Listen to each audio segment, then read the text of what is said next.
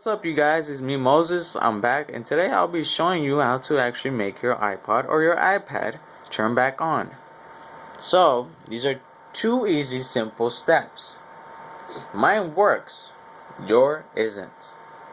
So, or doesn't. My bad. Anyways, I turned it off. Let's just say it doesn't work. So these are the two easy steps that you can do to actually make your iPod turn back on, or your iPad. So I want you to press two buttons in the same time, and I want you to hold them and just wait until the logo of the Apple comes out. And once it comes out, you'll see that it'll come back to normal basis as a normal iPod, like how you got it in the first place. And if it doesn't turn back on, and if you don't see that Apple logo, then something else is wrong with your iPod. So let's just try this out. You press these two buttons in the same time and you hold them. Once you hold them, once you see that Apple logo, you let go.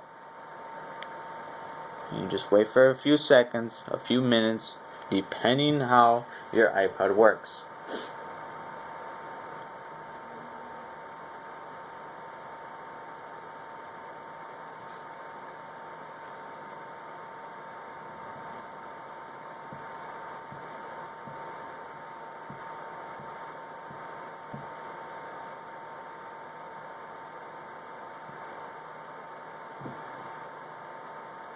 Nasty.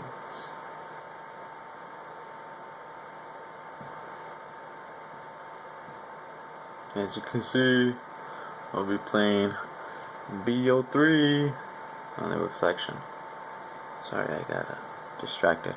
Anyways, you guys, as you can see, it turned back on, and that's the solution. And there you go, guys. I hope you guys enjoyed it, and thanks for watching. Till next time.